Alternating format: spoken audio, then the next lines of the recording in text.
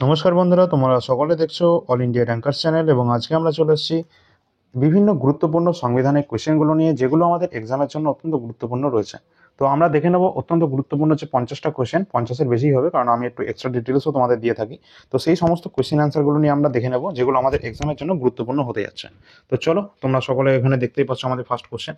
তোমরা যারা নতুন রয়েছো তোমরা সকলে একটু সাবস্ক্রাইব করে রাখবে এবং পাশে দেওয়া বেল আইকনটা প্রেস করে রাখবে এবং এখানে লাইক করে দেবে, শেয়ার করে দেবে তোমরা সকলে। তো আমাদের ফার্স্ট যে প্রশ্ন রয়েছে যেটা হচ্ছে গণপরিষদের প্রথম স্থায়ী সভাপতি কে ছিলেন। গণপরিষদের প্রথম স্থায়ী সভাপতি কে ছিলেন, এখানে অপশন রয়েছে চারটে। অ্যান্সার কোনটা হবে, অ্যান্সার করার চেষ্টা করো। তো এখানে কিন্তু আমাদের যেটা রাইট অ্যান্সার হয়ে যাবে গণপরিষদের প্রথম স্থায়ী সভাপতি, যেখানে ছিলেন ডক্টর রাজেন্দ্র প্রসাদ। তিনি কিন্তু গণপরিষদের স্থায়ী সভাপতি ছিলেন। এই গণপরিষদ সম্পর্কে আমাদের দেখতে হবে, কারণ এই যে গণপরিষদ অর্থাৎ কনস্টিটিউয়েন্ট অ্যাসেম্বলি, এর প্রথম ধারণা দিয়েছিল কে? 1934 সালে, 1934-এ মানবেন্দ্রনাথ রয় অর্থাৎ এম এন রয়। তিনি কিন্তু এই সংবিধানের যে আমাদের গণপরিষদ ছিল, গণপরিষদের কিন্তু তিনি ধারণাটা দিয়েছিলেন 1934-এ। এবং এই সেই মতো কিন্তু এখানে গণপরিষদ গঠন করা হচ্ছে 1946-এ। এই গণপরিষদ যখন 1946-এ গঠন করা হচ্ছে, সেই সময় এখানে প্রথম যে অধিবেশনটা হচ্ছে, যেটা কিন্তু 9 ডিসেম্বর 1946 সালে এই দিল্লির যে কনস্টিটিউশন হল ছিল, সেখানে কিন্তু এর প্রথম অধিবেশন হচ্ছিল।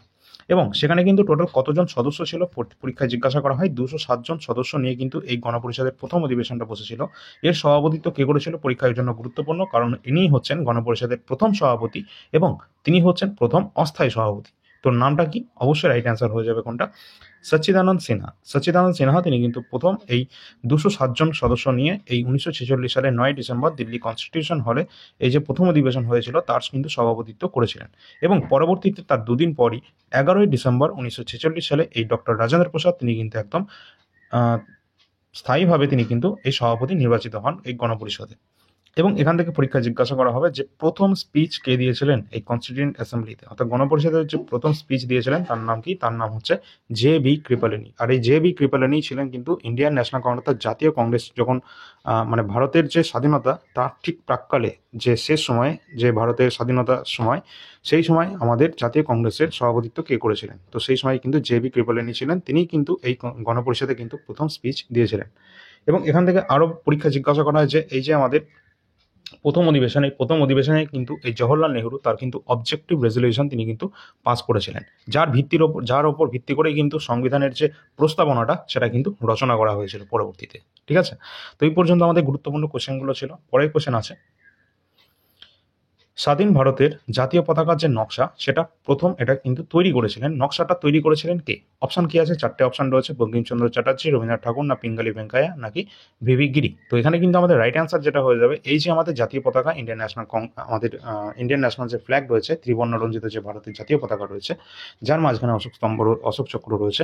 তো এখানে কিন্তু আমাদের যে জাতীয় পতাকাটা, এটা নকশাটা তৈরি করেছিল কে? পিঙ্গালি ভেঙ্কাইয়া। পিঙ্গালি ভেঙ্কাইয়া কিন্তু এই জাতীয় পতাকার নকশা তৈরি করেছিলেন। পরীক্ষায় কিন্তু বিভিন্ন এই সমস্ত কোশ্চেনগুলো জিজ্ঞাসা করা হয় যে এই যে আমাদের জাতীয় পতাকা, এটা গণপরিষদে কবে গ্রহণ করা হয়েছিল। এখানে কিন্তু গণপরিষদে আমাদের জাতীয় পতাকাটা গ্রহণ করা হয়েছিল 22 জুলাই 1947 সালে। 22 জুলাই 1947-এ গণপরিষদ কিন্তু আমাদের গ্রহণ করা হয়েছিল গণপরিষদের মাধ্যমে জাতীয় পতাকা। এবং এখানে কিন্তু দেখতে হবে যে সংবিধানে এখানে জাতীয় সঙ্গীত, আমাদের যে ভারতের যে জাতীয় সঙ্গীত রয়েছে সেটা কিন্তু আমাদের অ্যান্থাম এবং জাতীয় সং দুটোই কিন্তু আমাদের গ্রহণ করা হয়েছে এই কনস্টিটিউয়েন্ট অ্যাসেম্বলির মাধ্যমে, যেটা হচ্ছে 24 জানুয়ারি 1950 সাল। 24 জানুয়ারি 1950-এ কিন্তু আমাদের এই অ্যান্থাম এবং সং দুটোই কিন্তু অ্যাডপ্ট করা হয়েছিল এই সংবিধান যে আমাদের গণপরিষদ ছিল তার মাধ্যমে। ঠিক আছে, এছাড়া আমাদের যে ন্যাশনাল যে এমব্লেম ছিল সেটা কিন্তু 26 জানুয়ারি 1950-এ কিন্তু গ্রহণ করা হয়েছিল। এগুলো সব আমরা দেখে নিলাম। পরের কোশ্চেন আছে, মৌলিক কর্তব্য সমূহ বিষয়টি কোন দেশের সংবিধান থেকে নেওয়া হয়েছে। তো মৌলিক কর্তব্য থেকে আমাদের জিজ্ঞাসা করা হচ্ছে এই যে মৌলিক কর্তব্য বর্তমানে কতগুলো রয়েছে, 11টি যে মৌলিক কর্তব্য রয়েছে, এই মৌলিক কর্তব্যগুলি কোন দেশের সংবিধান থেকে নেওয়া হয়েছে, অর্থাৎ এর ধারণাটা কিন্তু নেওয়া হয়েছে যেটা কিন্তু রাশিয়ার সংবিধান থেকে কিন্তু নেওয়া হয়েছিল। আর এই মৌলিক কর্তব্য এখানে একবার কিন্তু এটা সংশোধন করা হয়েছে কবে, যেটা কিন্তু 1976 সালের 42তম অ্যামেন্ডমেন্ট অ্যাক্টের মাধ্যমে এখানে কিন্তু সংযুক্ত করা হয়েছিল, যে 10টি মৌলিক কর্তব্য কিন্তু সংযুক্ত করা হয়েছিল। ঠিক আছে, এবং এখানে দেখতে হবে যে একাদশ আর একটা হয়েছিল, যেটা কিন্তু একাদশতম যে আমাদের সংবিধান সংশোধন করা হয়েছিল এই মৌলিক কর্তব্যের, যেটা কিন্তু আমাদের এই মানে একাদশ নাম্বার যে আমাদের মৌলিক কর্তব্যটা সেটা কিন্তু আমাদের যুক্ত করা হয়েছিল কবে? সাল 2002 86তম অ্যামেন্ডমেন্ট অ্যাক্টের মাধ্যমে। 86তম অ্যামেন্ডমেন্ট অ্যাক্টের মাধ্যমে 2002 সালে কিন্তু 11তম আমাদের মৌলিক কর্তব্য যুক্ত করা হয়। এই সমস্ত কোশ্চেনগুলো আমাদের দেখতে হবে। আর এটা কিন্তু সোভিয়েত ইউনিয়ন অর্থাৎ রাশিয়ার সংবিধান থেকে কিন্তু নেওয়া হয়েছে, ঠিক আছে। আর এটা আমাদের কত নম্বর আর্টিকেলে রয়েছে? অবশ্যই কিন্তু 51 এতে কিন্তু রয়েছে বর্তমানে, ঠিক আছে। আর এখানে আরেকটা দেখতে হবে, এই যে আমাদের 6 থেকে 14 বছর যে শিশুদের জন্য, এটা কিন্তু আমাদের বলা রয়েছে, এটা কততম অ্যামেন্ডমেন্ট অ্যাক্টের মাধ্যমে বলা আছে তোমরা বলবে। পরে কোশ্চেন আছে, মৌলিক কর্তব্য ভারতের সংবিধানে কোন ধারায় রয়েছে? তো মৌলিক কর্তব্য ভারতের সংবিধানে কত নম্বর ধারায় রয়েছে? একটু আগেই যেটা বললাম, যেটা কিন্তু 51A নাম্বার আর্টিকেলে কিন্তু রয়েছে এই মৌলিক কর্তব্য, ঠিক আছে। পরে কোশ্চেন আছে, পরে কোশ্চেনগুলো আছে, আর এই সমস্ত আর্টিকেলগুলো আমরা পরে আলোচনা করে নেবো, ঠিক আছে, কোশ্চেনের মাধ্যমে। রাজ্যসভার সদস্য হতে গেলে কমপক্ষে কত বছর বয়স হওয়া প্রয়োজন? তো রাজ্যসভার সদস্য হতে গেলে কমপক্ষে কত বছর বয়স হতে হবে সর্বনিম্ন, যেটা কিন্তু অবশ্যই কত বছর হতে হবে। রাজ্যসভার ক্ষেত্রে আমাদের কিন্তু দেখতে হবে যে তার কিন্তু মিনিমাম 30 ইয়ার্স কিন্তু হতে হবে তার এজ লিমিট। লোকসভার ক্ষেত্রে তাহলে কত হতে হবে? যেটা কিন্তু 25 ইয়ার্স, ঠিক আছে।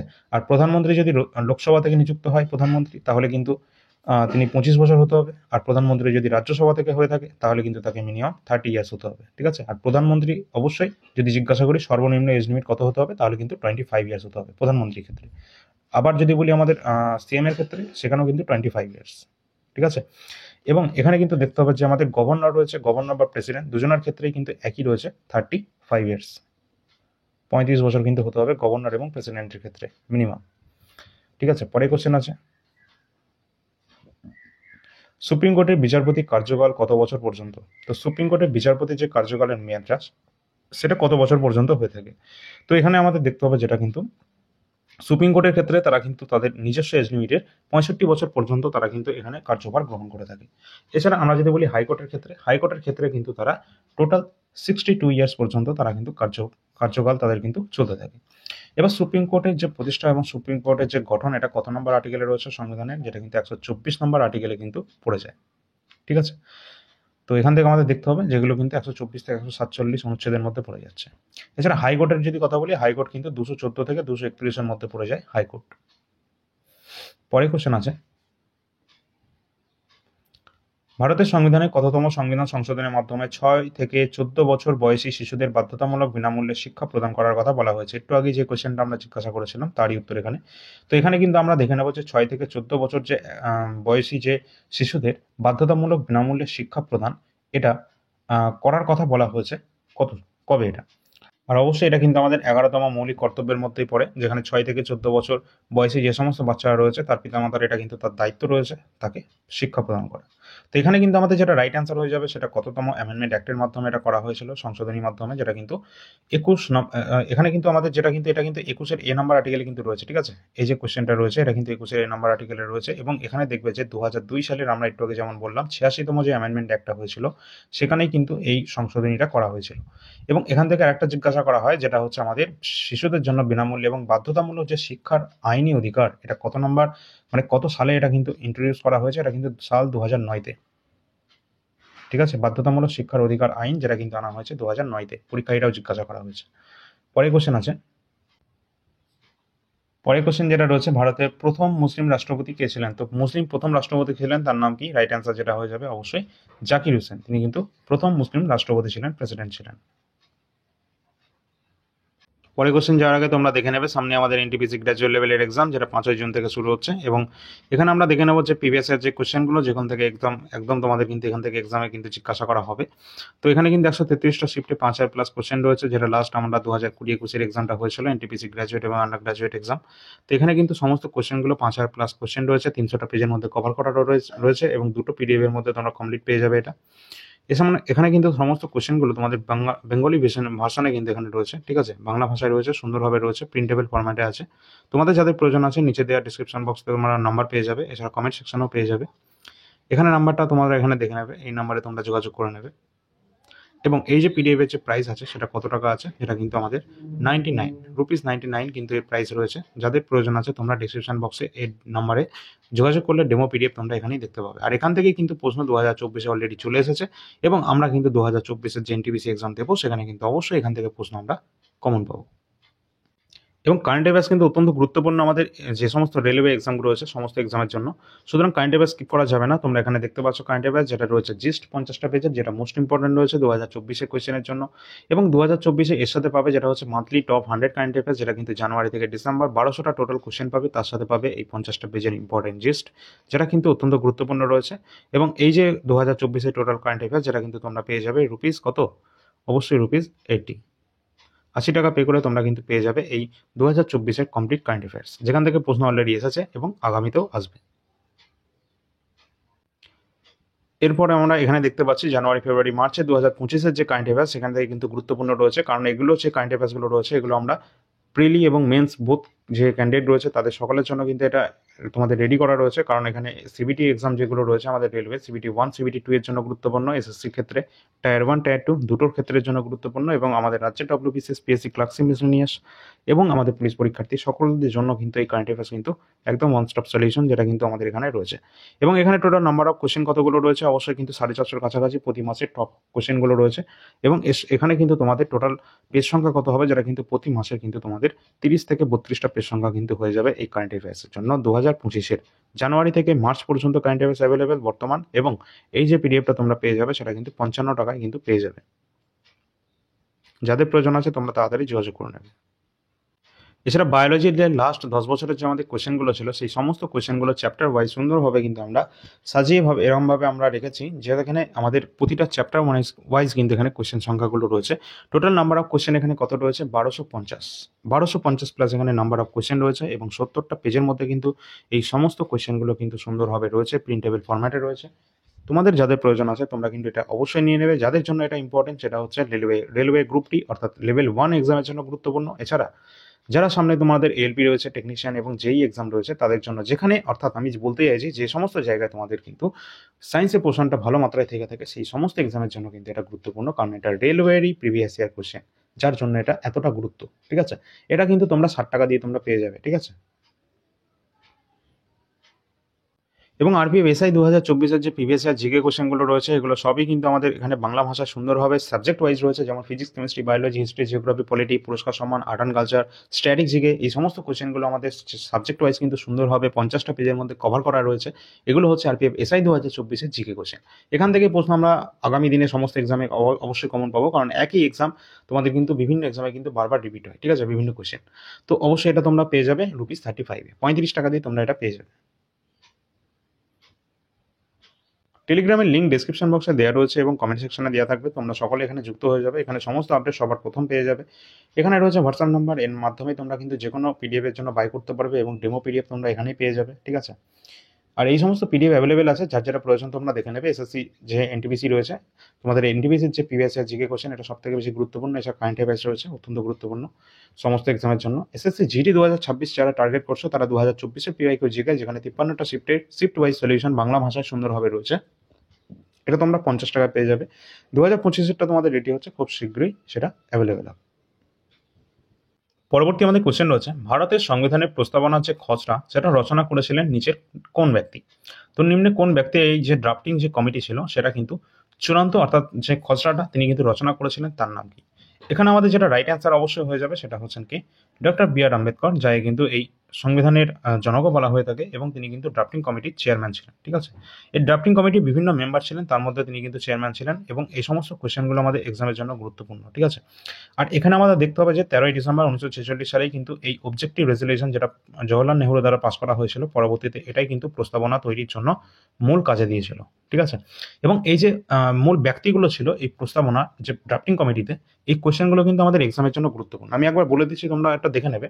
ডক্টর বি আর আম্বেদকর তিনি কিন্তু চেয়ারম্যান ছিলেন, এছাড়া ছিল কে এম মুন্সি, এছাড়া ছিল কৃষ্ণস্বামী আয়ার ছিলেন, ঠিক আছে, গোপাল স্বামী আয়াঙ্গার ছিলেন, সৈয়দ মোহাম্মদ সাদুল্লাহ ছিলেন, এছাড়া মাধব রাও এবং টিটি কৃষ্ণমাচারী, এনারা সকলেই কিন্তু ছিলেন এই ড্রাফটিং কমিটির বিভিন্ন সদস্য। ঠিক আছে, চলো পরের কোয়েশ্চেন আছে। বলা হয়েছে এখানে কোনো বিল অর্থ বিল কিনা, অর্থাৎ কোনো বিল মানি বিল কিনা সেটা সিদ্ধান্ত নেবে সেই বিষয় কি? গুরুত্বপূর্ণ কোশ্চেন আছে, কোনো বিল মানি বিল কিনা সেই বিষয়ে কিন্তু একমাত্র সিদ্ধান্ত কিন্তু সেক্ষেত্রে নিয়ে থাকবে, তার নাম হচ্ছে the speaker of the Lok Sabha. Lok Sabha speaker কিন্তু এক্ষেত্রে সব থেকে গুরুত্বপূর্ণ ভূমিকা পালন করে কোনো বিল অর্থ বিল কিনা সেটাই কিন্তু চেক করার কাজ হচ্ছে লোকসভা স্পিকার। ঠিক আছে, এবং এখানে কিন্তু দেখতে হবে এই যে তোমাদের পরীক্ষা এটাও আসতে পারে যে অর্থ বিল, কোনো বিল অর্থ বিল কিনা সেটা কোন তোমাদের কোথায় এটা উপস্থাপন করা যেতে পারে, লোকসভাতে না রাজ্যসভাতে। এক্ষেত্রে কিন্তু লোকসভাতে কিন্তু এটা উপস্থাপন করা হবে, যেটা কিন্তু চেক করবে অবশ্যই লোকসভা স্পিকার। বর্তমানে কে রয়েছেন? ওম বিড়লা কিন্তু রয়েছেন বর্তমানে লোকসভা স্পিকার।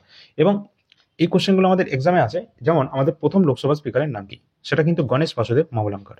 ঠিক আছে, আর যদি বলি আমরা প্রথম মহিলা লোকসভা স্পিকারের নাম কি, তাহলে কিন্তু হয়ে যাবে মীরা কুমার। ঠিক আছে, আর একটা কোশ্চেন দেখে রাখবে, এই যে অর্থ বিল রয়েছে, মানে বিল যেটাকে আমরা বলছি, এই অর্থ বিল কত নম্বর আর্টিকেলে রয়েছে সংবিধানের? এটা অলরেডি আমাদের এসএসসি এমটিএস সহ বিভিন্ন এসএসসি এক্সামে চলে এসেছে এবং আমাদের আরআরবির বিভিন্ন এক্সামে অলরেডি চলে এসেছে। তো আমরা এখানে দেখে নেবো 110 নম্বর আর্টিকেল, যেটা কিন্তু অর্থ বিল বা মানে বিল সম্পর্কে কিন্তু দেওয়া রয়েছে। ঠিক আছে, পরের কোশ্চেন দেখি। বলা হয়েছে কল্যাণকর রাষ্ট্র সম্পর্কে বলা রয়েছে, কল্যাণকর যে রাষ্ট্র সম্পর্কে বলা রয়েছে সেটা কোথায়?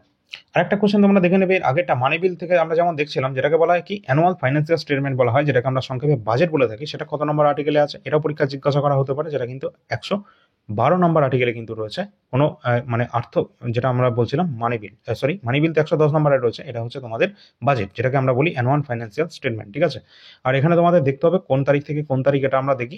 এটা কিন্তু বাজেট কিন্তু 1 এপ্রিল থেকে 31 মার্চ পর্যন্ত এটা অর্থবর্ষ হিসাবে কিন্তু আমরা ধরে থাকি। ঠিক আছে, পরের কোশ্চেন যেটা আমরা দেখছি, কল্যাণকর রাষ্ট্র সম্পর্কে বলা হয়েছে নিচের কোনটাতে? তো এখানে প্রস্তাবনা রয়েছে, মৌলিক অধিকার, মৌলিক কর্তব্য, নির্দেশমূলক নীতি, এই সমস্ত কোশ্চেনগুলো আমাদের দেখতে হবে। তো এখানে কিন্তু আমাদের যেটা রাইট অ্যান্সার হয়ে যাবে, যেটা হচ্ছে ডিপিএসপি অর্থাৎ directive principal of state policy, অর্থাৎ নির্দেশমূলক নীতি সমূহে কিন্তু কল্যাণকর যে রাষ্ট্র সম্পর্কে কিন্তু বলা রয়েছে।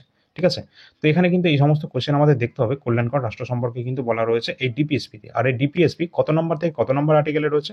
যেটা কিন্তু সংবিধানের পার্ট নাম্বার 4-এ রয়েছে। কত নম্বর পার্টে আছে? পার্ট নাম্বার 4-এ রয়েছে। আর্টিকেল নাম্বার কত? 36 থেকে 51 নম্বর আর্টিকেলে কিন্তু রয়েছে এই DPSP, directive principal of state policy. এটা কোন দেশের সংবিধান থেকে নেওয়া হয়েছে? কারণ আমাদের বিভিন্ন দেশের সংবিধান থেকে আমরা বিভিন্ন পার্টগুলো নিয়েছি। এই ডিপিএসপি কিন্তু আমরা আয়ারল্যান্ডের সংবিধান থেকে নিয়েছিলাম। ঠিক আছে, আয়ারল্যান্ডের সংবিধান থেকে এটা আমরা নিয়েছিলাম ডিপিএসপি। মৌলিক কর্তব্য আমরা কোন দেশের সংবিধান থেকে নিয়েছিলাম? মৌলিক কর্তব্য, যেটা কিন্তু আমরা রাশিয়ার সংবিধান থেকে নিয়েছিলাম। এবং মৌলিক অধিকার আমরা কোন দেশের সংবিধান থেকে নিয়েছিলাম? যেটা কিন্তু আমেরিকার সংবিধান থেকে নিয়েছিলাম। প্রস্তাবনা আমরা কোন দেশের সংবিধান থেকে নিয়েছিলাম? ইউএসএর সংবিধান থেকে নিয়েছিলাম। এবং তোমরা কমেন্ট সেকশনে বলবে প্রস্তাবনার ভাষা কোন দেশের সংবিধান থেকে নেওয়া হয়েছে। ঠিক আছে, আর বর্তমানে মৌলিক কর্তব্যের সংখ্যা কতগুলো? অবশ্যই কিন্তু বর্তমান মৌলিক কর্তব্য 11টা রয়েছে এবং আমাদের মৌলিক অধিকার রয়েছে কটা? 6টা। ঠিক আছে, তো এই সমস্ত কোশ্চেনগুলো কিন্তু আমাদের দেখে নিতে হবে। পরে কোশ্চেন আছে, পরবর্তী প্রশ্ন আছে, ভারতের সংবিধানে মোট কত প্রকারের জরুরি অবস্থার কথা বলা রয়েছে? কত প্রকার জরুরি অবস্থার কথা বলা রয়েছে আমাদের সংবিধানে? অবশ্যই কিন্তু আমাদের দেখতে হবে যে টোটাল কিন্তু আমাদের 3 ধরনের কিন্তু জরুরি অবস্থা এখানে রয়েছে। কি কি সেগুলো আমাদের দেখতে হবে। ফার্স্টে আমরা দেখবো যে ন্যাশনাল এমার্জেন্সি, ন্যাশনাল জরুরি অবস্থা, যেটা কিন্তু কত নম্বর আর্টিকেলে রয়েছে সেটাও আমাদের দেখতে হবে। এই যে ন্যাশনাল জরুরি অবস্থা রয়েছে, যেটা কিন্তু আমাদের সংবিধানে 352 নম্বর আর্টিকেলে রয়েছে। এছাড়া আমাদের রয়েছে যেটা স্টেট এমার্জেন্সি, যেটাকে আমরা সংক্ষেপে প্রেসিডেন্ট রুলসও বলে থাকি অনেক সময় না, আমরা এটাই ব্যবহার করি, প্রেসিডেন্ট রুল, এবং এটাকে আমরা স্টেট এমার্জেন্সি হিসেবেও চিনি, যেটা আর্টিকেল নাম্বার কত রয়েছে? 356 নম্বর আর্টিকেলে কিন্তু রয়েছে এটা। ঠিক আছে, এটা অনেকবার কিন্তু ইন্ট্রোডিউস করা হয়েছে, ইমপ্লিমেন্ট করা হয়েছে আমাদের ভারতে। কিন্তু একটা রয়েছে যেটা হচ্ছে ফাইন্যান্সিয়াল এমার্জেন্সি, আর্টিকেল নাম্বার কত? 360 নম্বরে রয়েছে এই আমাদের ফাইন্যান্সিয়াল এমার্জেন্সি, যেটা কিন্তু এখনো পর্যন্ত আমাদের এটা ভারতে লাগু করা হয়নি। ঠিক আছে, এমন একটা এমার্জেন্সি 360 নম্বর আর্টিকেল, যেখানে কিন্তু এখনো পর্যন্ত এটা লাগু করা হয়নি। আমাদের স্টেট এমার্জেন্সি বা প্রেসিডেন্ট রুল, যেটা কিন্তু বহুবার এখনো পর্যন্ত অ্যাপ্লাই করা হয়েছে, ইমপ্লিমেন্ট করা হয়েছে, কিন্তু ন্যাশনাল এমার্জেন্সি এখনো পর্যন্ত কতবার ইমপ্লিমেন্ট করা হয়েছে? তো ন্যাশনাল এমার্জেন্সি এখনো পর্যন্ত টোটাল 3বার কিন্তু এখনো পর্যন্ত তোমাদের হয়েছে। সাল কোনগুলো পরীক্ষা জিজ্ঞাসা করা হবে। প্রথম যেটা হয়েছিল 1962 ভারত চীন যুদ্ধের সময়, 1971 সাল ভারত পাকিস্তান যুদ্ধের সময়, এবং 1975 সাল যেটা হচ্ছে ইন্টারনাল ডিস্টারবেন্স, যেটা কিন্তু আমাদের অভ্যন্তরীণ গোলযোগের কারণে এটা কিন্তু লাগু করা হয়েছিল এই ন্যাশনাল এমার্জেন্সি, আর্টিকেল নাম্বার 352। ঠিক আছে, তো এই সমস্ত কোশ্চেনগুলো আমাদের এক্সামের জন্য গুরুত্বপূর্ণ, যেগুলো আমরা দেখে নিলাম। পরে কোশ্চেন আমরা দেখি। আর জরুরি অবস্থা এখানে কিন্তু আমাদের যেটা রাইট অ্যান্সার হয়ে যাবে সেটা কিন্তু 3। ঠিক আছে, পরে কোশ্চেন আছে, যদি ভালো লাগে একটা লাইক কিন্তু সকলে করে দেবে। ঠিক আছে, শেয়ার অবশ্যই হওয়া যায়। সংসদ অধিবেশন শুরু হওয়ার কতদিনের মধ্যে রাষ্ট্রপতি কর্তৃক জারি যে অর্ডিন্যান্স সংসদে পাশ করা হবে? ঠিক আছে, তো কত দিনের মধ্যে রাষ্ট্রপতির মাধ্যমে এই যে অর্ডিন্যান্স সেটা কিন্তু সংসদে পাশ করতে হবে, সেটা কত দিনের মধ্যে? তো এখানে কিন্তু আমাদের রাইট অ্যান্সার হয়ে যাবে অবশ্যই 6 মাস। 6 মাসের মধ্যে কিন্তু এই অর্ডিন্যান্সকে রাষ্ট্রপতির মাধ্যমে সেটাকে পাস করাতে হবে, এবং রাষ্ট্রপতির যে ক্ষমতা রয়েছে এই অর্ডিন্যান্স বা যে আমাদের ইয়েগুলো রয়েছে, অর্ডিন্যান্স সংসদে যে পাস করছেন তার যে ক্ষমতা রয়েছে এটা কত নম্বর আর্টিকেলে রয়েছে।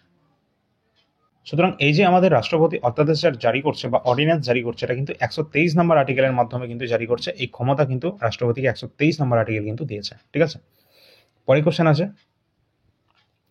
সংবিধানে যে অষ্টম তফসিল রয়েছে, 8 শিডিউল রয়েছে, এখানে আলোচ্য বিষয় কি? এটা আমরা সকলেই জানি, আমাদের বিভিন্ন চাকরি পরীক্ষা ফর্ম ফিল আপের সময় দেওয়া হয়ে থাকে, ঠিক আছে, বিশেষ করে এসএসসি রেলের সময়, যে অষ্টম তফসিলে যে সমস্ত ভাষাগুলো রয়েছে সেই সমস্ত ভাষায় আমরা আমাদের এক্সামটা দিতে পারবো, ঠিক আছে। তো আমাদের অষ্টম শিডিউলে কতগুলো ভাষা রয়েছে? তো অষ্টম শিডিউলে কিন্তু আমাদের টোটাল 22টা ল্যাঙ্গুয়েজ রয়েছে। এই 22টার মধ্যে কোন কোনগুলো রয়েছে? অবশ্যই এখানে কিন্তু আমাদের রাইট অ্যান্সার হয়ে যাবে আঞ্চলিক ভাষাসমূহ, এখানে আমাদের রাইট অ্যান্সার হবে, যেটা কিন্তু 8 শিডিউলে রয়েছে, যেমন আসামিজ, বেঙ্গলি, বোড়ো, ডোগরি, গুজরাটি, হিন্দি, কানাডা, কাশ্মীরি, ঠিক আছে, মৈথিলি, মালায়ালাম, মণিপুরি, তোমাদের নেপালি, উড়িয়া, পাঞ্জাবি, সংস্কৃত, ঠিক আছে, সিন্ধি, এবং উর্দু, তেলেগু, এই ধরনের বিভিন্ন রকম ভাষা রয়েছে, তামিল রয়েছে, ঠিক আছে। তো এই ধরনের টোটাল 22টা কিন্তু ভাষা কিন্তু রয়েছে, আমাদের বেঙ্গলি ভাষাও কিন্তু এর মধ্যে ইনক্লুড করা আছে। পরে কোশ্চেন আছে, রাজ্য শাসন ব্যবস্থার যে সর্বোচ্চ যে শাসনতান্ত্রিক ক্ষমতা এটা কার হাতে রয়েছে? সর্বোচ্চ শাসনতান্ত্রিক ক্ষমতা রাজ্যের বলা হয়েছে, তাহলে এটা আমাদের রাইট অ্যান্সার হয়ে যাবে গভর্নর। গভর্নরের হাতে কিন্তু রাজ্যের যে সর্বোচ্চ যে আইন শাসনতান্ত্রিক যে ক্ষমতা কিন্তু এর হাতেই কিন্তু রয়েছে রাজ্যের ক্ষেত্রে। যদি রাষ্ট্রপতি বলা হয় সেটা কিন্তু আমাদের টোটাল আমাদের ন্যাশনাল লেভেলে, ঠিক আছে, যেটা কিন্তু রাষ্ট্রপতি আমাদের হেড অফ দ্য কান্ট্রি। পরে কোশ্চেন আছে, বলবন্ত রায় মেহতা কমিটির সুপারিশের নিচের যে পঞ্চায়েতি রাজ ব্যবস্থায় কটি স্তর কিন্তু রয়েছে? তো আমরা সকলেই জানি যে বলবন্ত রায় মেহতা কমিটির মাধ্যমে কিন্তু এই পঞ্চায়েতি রাজ সিস্টেমটা ইন্ট্রোডিউস করা হয়েছিল ভারতে। কত সাল কিন্তু 1957 সালে এটা কিন্তু রিপোর্ট জমা পড়ে, এবং সেই অনুযায়ী 1959 সালে ভারতের প্রথম কিন্তু পঞ্চায়েতি রাজ ব্যবস্থা শুরু হয়েছিল রাজস্থানের নাগৌর ডিস্ট্রিক্টে। কোন কমিটির সুপারিশে? বলবন্ত রায় মেহতা কমিটির সুপারিশে। এখানে কিন্তু আমাদের যে পঞ্চায়েতি রাজ সিস্টেমটা রয়েছে এখানে কিন্তু টোটাল তিনটে স্তর রয়েছে। তো এখানে কিন্তু ত্রিস্তরীয় পঞ্চায়েতি রাজ ব্যবস্থা এটাকে আমরা বলে থাকি। কি কি রয়েছে? তিনটে স্তর। একটা রয়েছে গ্রাম পঞ্চায়েত, পরবর্তী রয়েছে কি জেলা পরিষদ, এবং আরেকটা রয়েছে যেটা হচ্ছে ব্লক। তো এখানে কিন্তু আমাদের অবশ্যই অপশন নম্বর 1 যেটা রয়েছে সেটা আমাদের রাইট অ্যান্সার হয়ে যাবে, গ্রাম পঞ্চায়েত, ব্লক এবং জেলা পরিষদ, এবং এর সর্বোচ্চ হচ্ছে জেলা পরিষদ আর সর্বনিম্ন হচ্ছে গ্রাম পঞ্চায়েত, ঠিক আছে। ব্লক স্তরটা আমাদের মাঝামাঝি লেভেল। তো এই সমস্ত কোশ্চেনগুলো আমাদের দেখতে হবে। কত নম্বর অ্যামেন্ডমেন্ট অ্যাক্টের মাধ্যমে এই আমাদের পঞ্চায়েতি রাজ সিস্টেমটা চালু করা হয়েছে ভারতে? 73 নম্বর অ্যামেন্ডমেন্ট অ্যাক্টের মাধ্যমে এই পঞ্চায়েতি রাজ সিস্টেম এটা কিন্তু ইন্ট্রোডিউস করা হয়েছিল ভারতে, যেটা পার্ট নাম্বার কততে রয়েছে? পার্ট নাম্বার 9-এ রয়েছে। কত নম্বর পার্টে? 9 নম্বর পার্টে। কত নম্বর আর্টিকেলে রয়েছে? 243 নম্বর আর্টিকেলে রয়েছে এই পঞ্চায়েতি রাজ সিস্টেম, ঠিক আছে। 9 নম্বর পার্টে 243 নম্বর আর্টিকেলে রয়েছে, যেটা 73তম অ্যামেন্ডমেন্ট অ্যাক্টের মাধ্যমে 1992 সালে এটা কিন্তু ইন্ট্রোডিউস করা হয়েছিল আমাদের ভারতে। প্রথম পঞ্চায়েতি রাজ সিস্টেম, যেটা কিন্তু আমরা দেখেছিলাম রাজস্থানের নাগৌর ডিস্ট্রিক্টে কিন্তু এটা প্রথম সিস্টেমটা চালু হয়েছিল, ঠিক আছে। চলো পরে কোশ্চেন দেখি। আর এখানে কিন্তু দেখে নেবে এই যে আমাদের 11 যে শিডিউল রয়েছে না, 11 যে শিডিউল রয়েছে এখানে কিন্তু 29টা সাবজেক্ট রয়েছে, ঠিক আছে, যেটা কিন্তু পঞ্চায়েতি রাজ ব্যবস্থার সাথে ডিল করছে। পরে কোশ্চেন আছে, পঞ্চায়েতি রাজ যে ব্যবস্থা ত্রিস্তরীয় যে ব্যবস্থা রয়েছে এর শীর্ষে রয়েছে কোনটা? তো শীর্ষে রয়েছে যেটা কিন্তু জেলা পরিষদ আমাদের রাইট অ্যান্সার হয়ে যাবে, এবং গ্রাম পঞ্চায়েত কিন্তু এর সর্বনিম্ন, ঠিক আছে, আর পঞ্চায়েত সমিতি ব্লক যেটা কিন্তু আমাদের সর্বনিম্ন মাঝামাঝি স্তর। পরে কোশ্চেন আছে, বলেছে নিয়োগের সময় রাষ্ট্রপতিকে শপথ বাক্য পাঠ করা কে? তো নিয়োগের সময় রাষ্ট্রপতিকে শপথ বাক্য যে পাঠ করানো হয়, ওথ দেওয়া হয়, তো সেটা কার মাধ্যমে দেওয়া হয়? এখানে কিন্তু আমাদের রাইট অ্যান্সার যেটা হয়ে যাবে রাষ্ট্রপতিকে দেওয়া হয়। এটা কিন্তু আমাদের যে আমাদের রয়েছে ভারতের প্রধান বিচারপতি তার মাধ্যমে অপশন নাম্বার 4। অপশন নাম্বার 4 অর্থাৎ ভারতের যে প্রধান বিচারপতি রয়েছে তার মাধ্যমে কিন্তু রাষ্ট্রপতিকে শপথ বাক্য পাঠ করানো হয়ে থাকে। বর্তমান আমাদের চিফ জাস্টিস কে রয়েছেন? তিনি কিন্তু নতুন নিযুক্ত হয়েছেন, যার নাম বি.আর. গাভাই, যিনি কিন্তু 52তম চিফ জাস্টিস হয়েছেন আমাদের সুপ্রিম কোর্টের বর্তমানে, ঠিক আছে। পরে কোশ্চেন আছে, তথ্যের অধিকার আইনটি কোন সালে এটা কার্যকর করা হয়েছে? তথ্যের অধিকার আইন অর্থাৎ RTI, right two information act, যেটা কিন্তু সাল 2005-এ এটা কিন্তু ইন্ট্রোডিউস করা হয়েছিল ভারতে, কার্যকর করা হয়। পরের কোশ্চেন, ভারতের সংবিধানের জনক কাকে বলা হয়? অবশ্যই আমরা দেখেছিলাম যেটা কিন্তু father of our Indian constitution, যেটা ডক্টর বি.আর. আম্বেদকর, ঠিক আছে, যিনি কিন্তু ড্রাফটিং কমিটির চেয়ারম্যান ছিলেন। পরের কোশ্চেন, পরবর্তী কোশ্চেন আছে, ভারতের সংবিধানের যে পঞ্চায়েতি রাজ নিজের কোনটি এখানে বলেছে অন্তর্ভুক্ত করা হয়েছে? তো নিচের কোনটা কি এখানে অন্তর্ভুক্ত, অর্থাৎ এখানে কিন্তু ভারতের যে আমাদের পঞ্চায়েতি রাজ সিস্টেমটা রয়েছে এটা নিম্নের কোনটার মধ্যে অন্তর্ভুক্ত করা হয়েছে, অর্থাৎ পঞ্চায়েতি রাজ ব্যবস্থাটা কোনটার মধ্যে রয়েছে, যেটা কিন্তু আমাদের রয়েছে কোথায়, কেন্দ্রীয় তালিকা, যুগ্ম তালিকা নাকি রাজ্য তালিকা। তো এখানে কিন্তু আমাদের যেটা রাইট অ্যান্সার হবে অবশ্যই কিন্তু এটা স্টেট গভর্নমেন্টের আন্ডারে কিন্তু রয়েছে, যেটা কিন্তু রাজ্য তালিকার মধ্যে রয়েছে এই পঞ্চায়েতি রাজ সিস্টেম। ঠিক আছে, পরে কোশ্চেন আছে, ভারতের সংবিধানের যে প্রস্তাবনা রয়েছে এখনো পর্যন্ত কতবার এটাকে অ্যামেন্ডমেন্ট করা হয়েছে, সংশোধিত করা হয়েছে? তো কবে এটা করা হয়েছে, যেটা কিন্তু আমাদের এখনো পর্যন্ত একবার মাত্র আমাদের প্রিয়াম্বেলকে এটা কিন্তু সংশোধন করা হয়েছে, যেটা সাল কত, 1976। 1976-এর যে 42তম অ্যামেন্ডমেন্ট অ্যাক্ট হয়েছিল সেখানেই কিন্তু ভারতের সংবিধানের যে প্রস্তাবনাকে কিন্তু সংশোধন করা হয়েছিল, যেখানে সোশ্যালিস্ট, সিকিউলার এবং ইন্টিগ্রিটি এই সমস্ত শব্দগুলোকে কিন্তু অ্যাড করা হয়েছিল এই প্রিয়াম্বেলে। ঠিক আছে, এখানে 42তম অ্যামেন্ডমেন্ট অ্যাক্ট 1976-এর এটা। আর ভারতের সংবিধানের যে আমাদের এই যে সংবিধানগুলো আমরা অ্যামেন্ডমেন্ট করছি এটা কত নম্বর আর্টিকেলের মাধ্যমে রয়েছে সংবিধানকে সংশোধন করা যায়, যেটা কিন্তু আর্টিকেল নাম্বার 368। এটা কিন্তু আমাদের কোন দেশের সংবিধান থেকে নেওয়া হয়েছে, এই সংবিধান সংশোধনের যে পদ্ধতি যেটা কিন্তু আমরা নিয়েছিলাম সাউথ আফ্রিকার সংবিধান থেকে। ঠিক আছে, পরে কোশ্চেন আছে, সমাজতান্ত্রিক এবং ধর্মনিরপেক্ষ এই শব্দ দুটি ভারতের সংবিধানের প্রস্তাবনায় অন্তর্ভুক্ত হয়েছিল কত নম্বর অ্যামেন্ডমেন্ট অ্যাক্টের মাধ্যমে? তো একটু আগে যেটা দেখলাম যেটা হচ্ছে আমাদের 42তম অ্যামেন্ডমেন্ট অ্যাক্ট 1976 সালে হয়েছিল এটি। ঠিক আছে, পরে কোশ্চেন আছে, ভারত সরকারের যে মুখ্য আইনি উপদেষ্টা অর্থাৎ যিনি একদম ল অফিসার রয়েছেন আমাদের ভারতের, ঠিক আছে, তার নাম কি? তার নাম হচ্ছেন কে? অবশ্যই attorney general. Attorney general of India বর্তমান কে রয়েছেন? তোমরা সকলে বলবে অ্যাটর্নি জেনারেল তার নাম কি? তো এখানে কিন্তু রয়েছেন তিনি আর ভেঙ্কটরমণী, তিনি কিন্তু বর্তমান অ্যাটর্নি জেনারেল রয়েছেন। এবং এখানে আমাদের দেখতে হবে অ্যাটর্নি জেনারেল কত নম্বর আর্টিকেলে রয়েছে। অ্যাটর্নি জেনারেল কিন্তু রয়েছেন আর্টিকেল নাম্বার 76 আর্টিকেলের মধ্যে রয়েছে অ্যাটর্নি জেনারেল। তাকে অ্যাপয়েন্টমেন্ট করা হয় প্রেসিডেন্ট অফ ইন্ডিয়ার মাধ্যমে। এবং আমাদের ভারতের বর্তমান রয়েছেন আর ভেঙ্কটরমণী, এবং ভারতের প্রথম অ্যাটর্নি জেনারেল ছিলেন, তার নাম হচ্ছে কি, এমসি সেতালভাদ। ঠিক আছে, এবং অ্যাটর্নি জেনারেল রয়েছেন তাকে কিন্তু অ্যাসিস্ট করার জন্য, সাহায্য করার জন্য কিন্তু একজন রয়েছে, তার নাম হচ্ছে সলিসিটর জেনারেল। সলিসিটর জেনারেল বর্তমানে রয়েছে তুষার মেহতা। আর এরকম যে অ্যাটর্নি জেনারেল রয়েছে এটা হচ্ছে টোটাল ভারতের কিন্তু ল অফিসার। ঠিক আছে, ল বিষয়ে তিনি কিন্তু পরামর্শ দিয়ে থাকেন। ঠিক আছে, এবং এখানে কিন্তু রাজ্যের ক্ষেত্রেও কিন্তু একটা পদ রয়েছে যেটা কিন্তু একটা সাংবিধানিক পদ। ঠিক আছে, সেটা কোনটা? সেটা হচ্ছে অ্যাডভোকেট জেনারেল। অ্যাডভোকেট জেনারেল সংবিধানের 165 নম্বর আর্টিকেলে রয়েছে, যেটা কিন্তু লিগাল ব্যাপারে আমাদের রাজ্য সরকারকে কিন্তু অ্যাডভাইজার দিয়ে থাকে। ঠিক আছে, আচ্ছা, পরে কোশ্চেন আছে, হারিয়ানাকে অ্যাপয়েন্টমেন্ট করা হয় অবশ্যই গভর্নরের মাধ্যমে। পরের যেটা আছে, অস্পৃশ্যতা, যে ভারতের সংবিধানে কোন ধারায় এটা বাতিল করা হয়েছে? তো অস্পৃশ্যতা যেটা কিন্তু কত নম্বর আর্টিকেলে ছিল? অবশ্যই আর্টিকেল নাম্বার 17-এ, আনটাচেবিলিটি। ঠিক আছে, পরের কোশ্চেন আছে, স্বাধীন ভারতের প্রথম জাতীয় জরুরি অবস্থা এটা জারি করা হয়েছিল কবে? প্রথম যে ন্যাশনাল এমার্জেন্সি যেটা জারি করা হয়েছিল কত সালে? সাল 1962, যখন ভারত চীন যুদ্ধ হয়েছিল। ভারত চীন যুদ্ধের সময় এটা কিন্তু ইমিডিয়েট এফেক্টে এটা কিন্তু কার্যকর করা হয়েছিল, ইমপ্লিমেন্ট করে দেওয়া হয়েছিল। পরে কোশ্চেন আছে, ভারতের সংবিধানের বলেছে উচ্চকক্ষ মানে কোনটা? উচ্চকক্ষ কোনটা? যেটা কিন্তু রাজ্যসভা। নিম্নকক্ষ লোকসভা। এই উচ্চকক্ষে সভাপতিত্ব করে থাকে কে? আমরা জানি আমাদের ভারতের বর্তমান যে রয়েছেন তার নাম হচ্ছে ভাইস প্রেসিডেন্ট জগদীপ ধনখড়, যিনি ফর্মার ওয়েস্ট বেঙ্গলের গভর্নর ছিলেন। এবং এখানে কিন্তু এই জগদীপ ধনখড় তিনি কিন্তু এখন বর্তমানে ভাইস প্রেসিডেন্ট রয়েছেন। আর ইনি কিন্তু x officio chairman of the Rajya Sabha, অর্থাৎ পদাধিকার বলে কিন্তু রাজ্যসভার চেয়ারম্যান কিন্তু তিনি কিন্তু উপরাষ্ট্রপতি, তিনি কিন্তু এই কার্যভার কিন্তু গ্রহণ করেন। অর্থাৎ বর্তমানে কিন্তু আমাদের উপরাষ্ট্রপতি এবং বর্তমান কিন্তু আমাদের রাজ্যসভার চেয়ারম্যান দুটোই কিন্তু রয়েছেন জগদীপ ধনখড়। এবং আমাদের ভারতের প্রথম ভাইস প্রেসিডেন্টের নাম কি? যেটা কিন্তু সর্বপল্লী রাধাকৃষ্ণন, এটা আমরা সকলেই জানি। পরে কোশ্চেন আছে, লোকসভার দুটি অধিবেশনের মধ্যে সময়ের সর্বোচ্চ ব্যবধান কত? যদি সর্বনিম্ন বলে এটা কিন্তু কখনোই সম্ভব নয়, প্রশ্ন ভুল হয়ে যাবে। যদি বলে সর্বোচ্চ তাহলে কিন্তু অবশ্যই প্রতি বছর কিন্তু আমরা অবশ্যই দুটো কিন্তু মিনিমাম কিন্তু দুটো কিন্তু আমরা দেখতে পাবো এই লোকসভার যে সেশন। ঠিক আছে, সো যে কোনো সেশন হতে পারে। তো দুটো সেশন কিন্তু আমরা দেখতে পাবো এক বছরের মধ্যে। সুতরাং 6 মাসের বেশি তাদের মধ্যে গ্যাপ হওয়া উচিত নয় বা ঠিক নয়। এটাই কিন্তু একদম সর্বোচ্চ ব্যবধান, যেটা 6 মাস পর্যন্ত হতে পারে। ঠিক আছে, এর বেশি নয়, এর কম হতে পারে, বেশি নয়।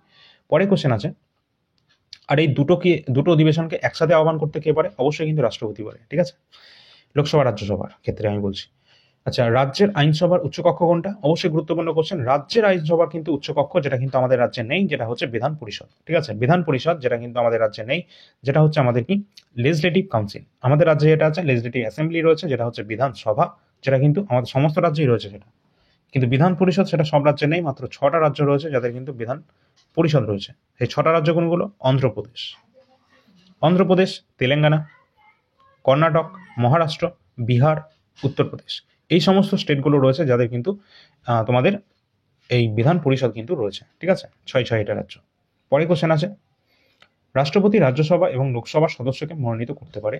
ঠিক আছে, কতজনকে মনোনীত করতে পারে? তাহলে কিন্তু আমাদের দেখতে হবে যে টোটাল কিন্তু রাষ্ট্রপতি লোকসভাতে বা রাজ্যসভার যে সদস্যকে মনোনীত করতে পারে, অবশ্যই করতে পারে।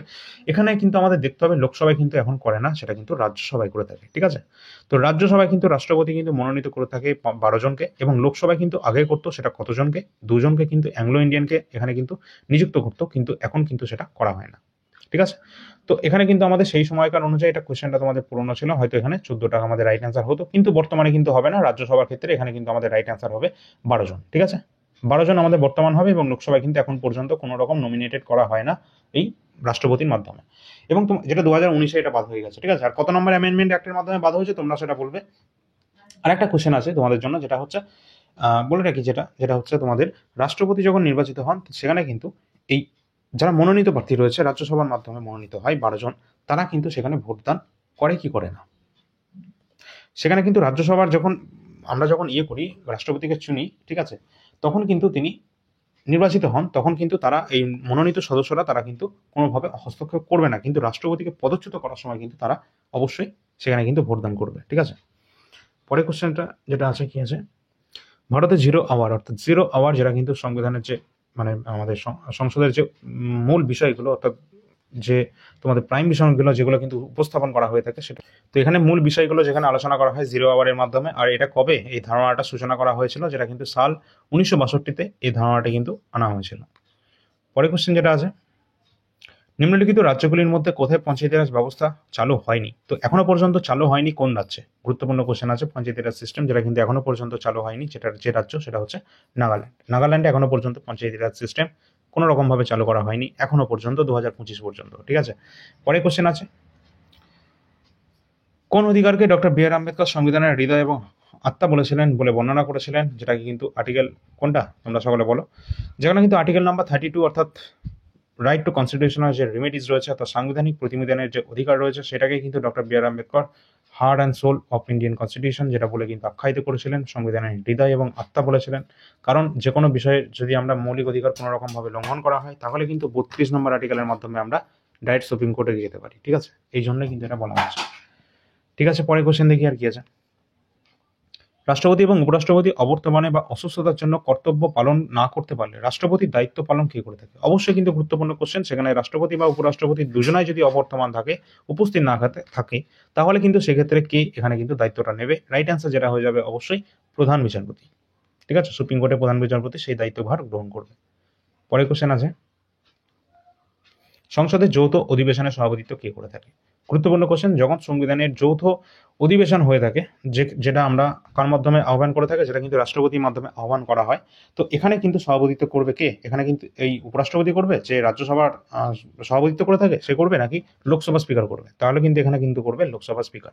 যখন যৌথ অধিবেশনে সভাপতিত্ব করা হবে, তখন লোকসভা স্পিকার এখানে কিন্তু সভাপতিত্ব তিনি কিন্তু করবেন। ঠিক আছে, পরে কোশ্চেন আছে,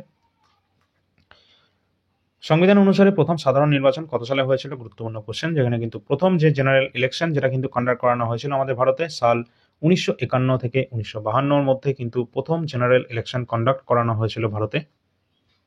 আর এখানে তোমাদের একটা কোশ্চেন থাকছে তোমাদের সকলের জন্য, যারা যারা এই পর্যন্ত ক্লাস দেখছো, প্রথম নির্বাচন কমিশনার কে ছিলেন? ঠিক আছে, ভারতের যে প্রথম জেনারেল ইলেকশন নির্বাচন করানো হয়েছিল 1951-52-তে, প্রথম নির্বাচন কমিশনার কে ছিলেন তার নাম বলবে, এবং নির্বাচন কমিশনার কত নম্বর আর্টিকেলে রয়েছে এই নির্বাচন কমিশন সম্পর্কে? আর্টিকেল কত নম্বরে রয়েছে?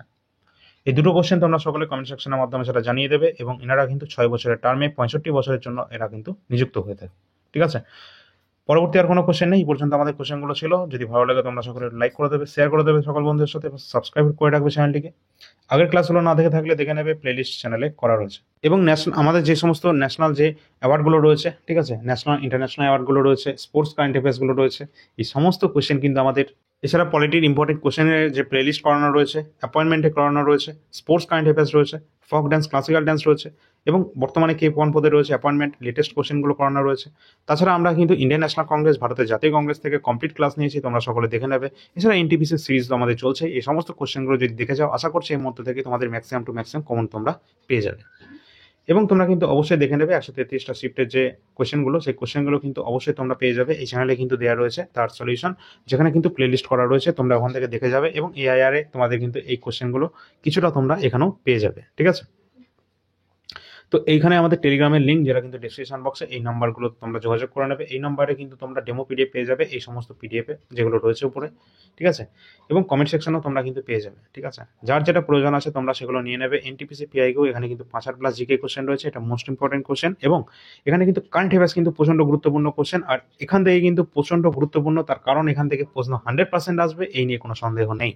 এবং যারা আন্ডার গ্র্যাজুয়েটের স্টুডেন্ট আছে, অর্থাৎ আন্ডার গ্র্যাজুয়েট যারা এক্সাম দেবে রেলওয়ে, এনটিপিসি, তাদের জন্য কিন্তু এগুলো সবই গুরুত্বপূর্ণ। এর বাইরে কিন্তু কোনো কোশ্চেন তাদের তো আসবেই না, ঠিক আছে। আর গ্র্যাজুয়েট লেভেলেরও তোমাদের বলছি, ম্যাক্সিমাম টু ম্যাক্সিমাম তোমরা এগুলো কমন করে যাও, তোমরা এটা কভার করে যাও, তোমাদের এখান থেকেই কিন্তু সব কিছু পেয়ে যাবে, ঠিক আছে। তো যার যেটা প্রয়োজন আছে তোমরা এই নাম্বারে যোগাযোগ করে নেবে, এবং পরবর্তী ক্লাস নিয়ে আসছি। ধন্যবাদ।